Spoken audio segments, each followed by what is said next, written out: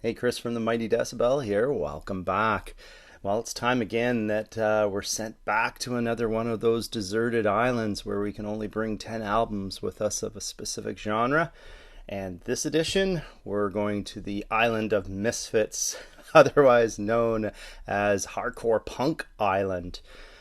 So, as usual, we're limited to 10 albums, only one album per band.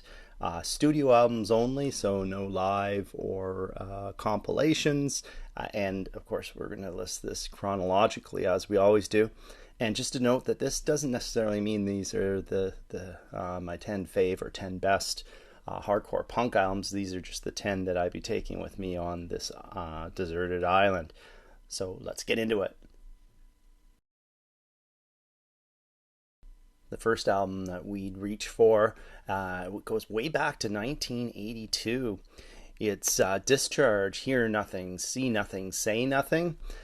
So this one has proven to be one of the most influential releases of hardcore punk, so much so that it even spawned its own subgenre, D-beat, known for its distinctive drum beat.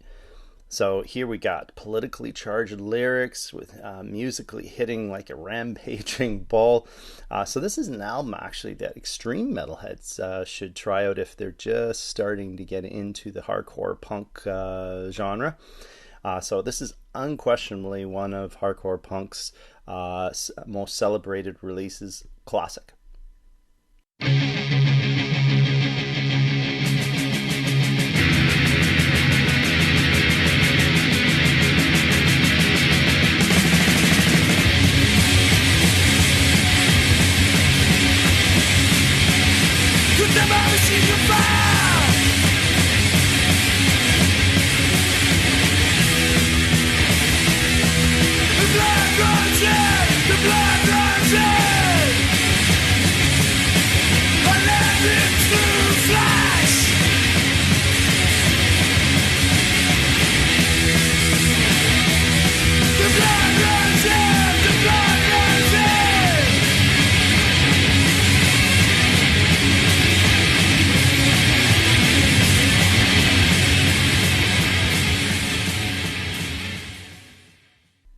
The next album we'd move forward 4 years to 1986, and another debut album. It's Poison Idea's Kings of Punk. So this one is much more chaotic than the straight line, go for the throat D-beat of Discharge. So this careens all over the place. Strength of the album and the over-the-top, uncompromising mission to rip shit up. And vocalist Jerry A, perfect fit for the sonic assault, verbally attacking the mic with obvious disdain for everything and everyone.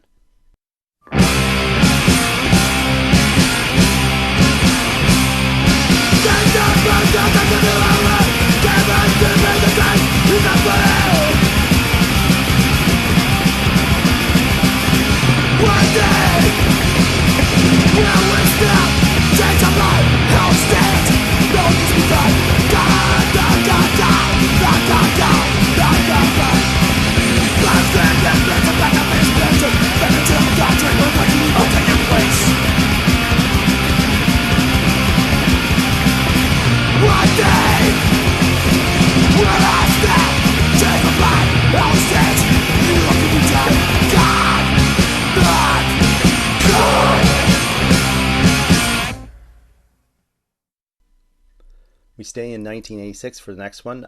This one I consider to be the greatest hardcore punk album of all time, in my opinion. It's Final Conflict's Ashes to Ashes, yet another debut album here. A few things that make this such an amazing album is that the riffs, top level stuff, top shelf. Great vocals, they're snotty but discernible. Hilarious chicken scratch guitar solos, but most of all, it's the strength of the songwriting here. Every song is classic of the hardcore punk genre. It's perfection.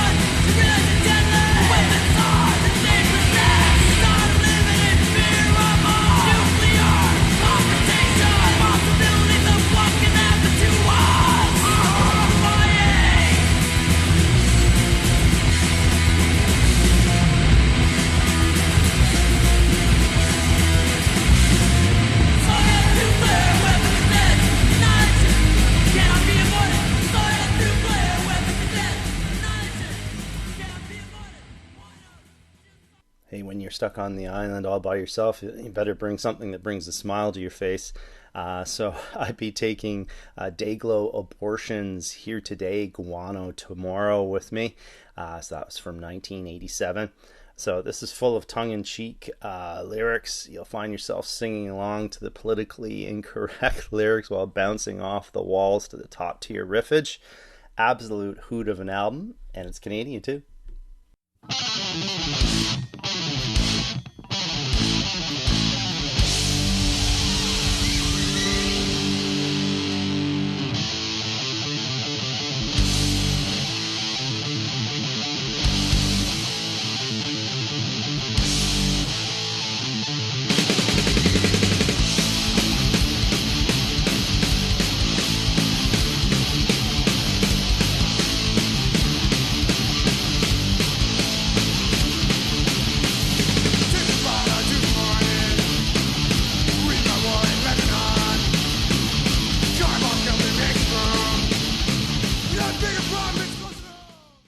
Exploited have to come with you to the hardcore punk island, and while most would likely bring the debut Punk's Not Dead or the sophomore Troops of Tomorrow, personally I'd bring 1996's Beat the Bastards. So slight crossover sound to this thing, but overall the beating heart is still easily hardcore punk here.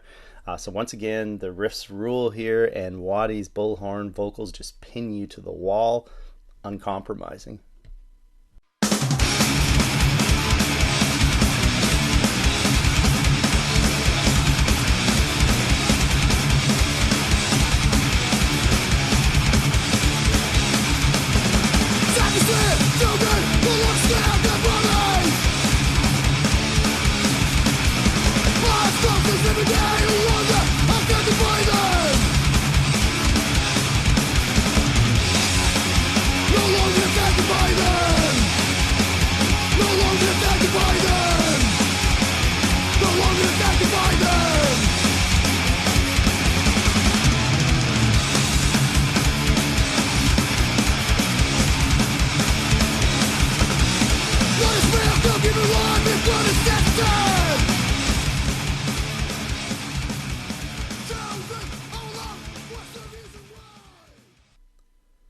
We move forward to 1998 for Kicked in the Teeth by Zeke next.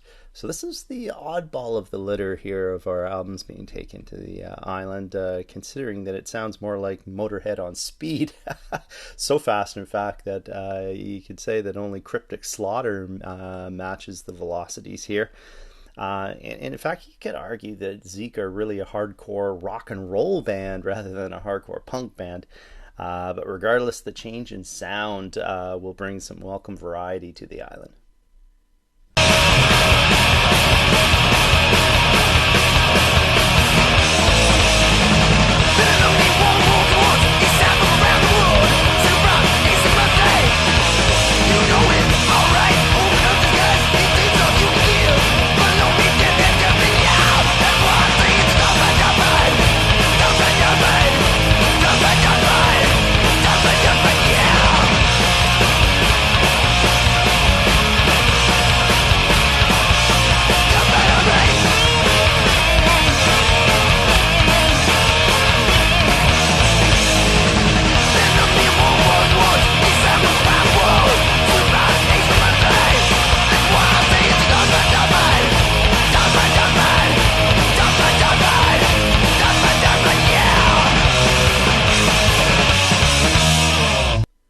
Back to jolly old England there for How Do You Sleep by the Verruchers.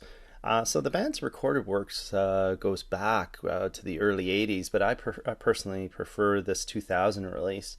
So D-beat to the core, the listeners put on some train tracks and left there as the band comes perilously close to coming off the rails throughout this thing. Old school and proud.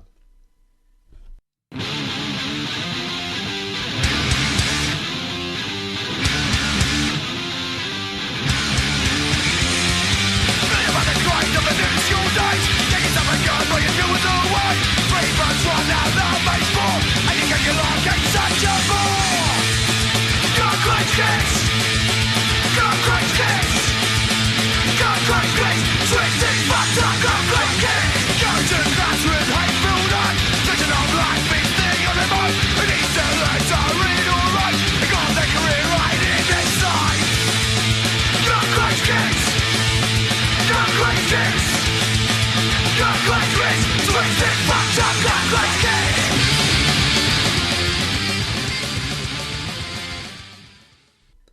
we move forward 2 years to 2002, where we'd be also taking Dedication by Raised Fist. So this is some Swedish hardcore that steamrolls listeners into submission. The highlight has gotta be the vocalist Al Hagman, who attacks the mic breathlessly here, sounding like he's going to spit up a lung every track, worth the price of admission alone.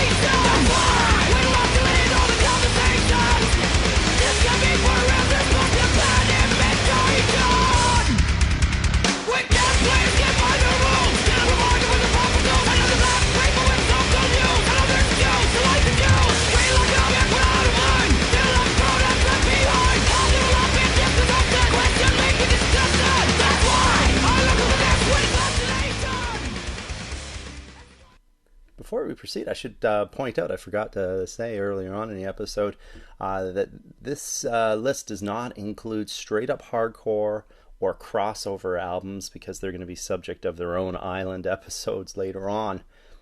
So anyway, our ninth record is an underrated gem from 2018, Septic Tank's Rotting Civilization. So Septic Tank includes in the ranks Lee Dorian on the mic and Gaz Jennings on guitars, both of Cathedral fame, of course. But here Jennings, usually we think of him as the heir to Iommi's Riff God throne.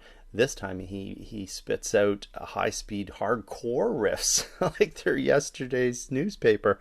And Dorian bellows and belches up a storm. Underrated. Check this one out.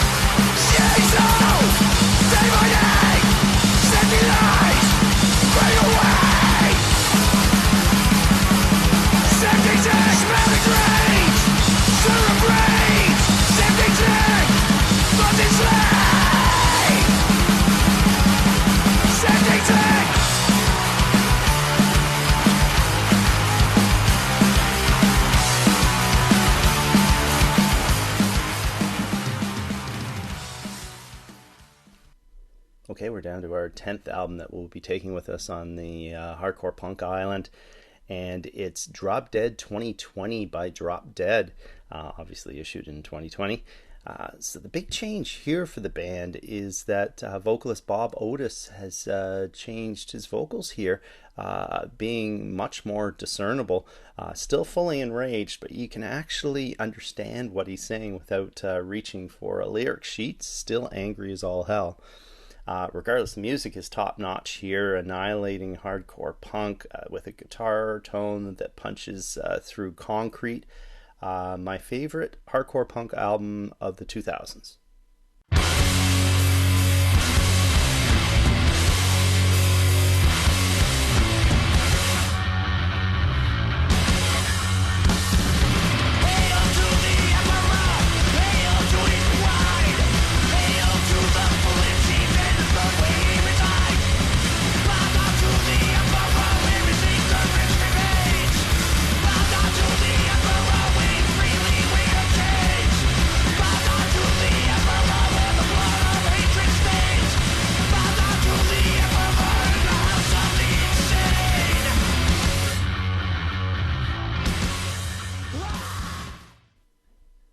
So there you have the 10 albums we'd be taking with us to the hardcore punk desert island.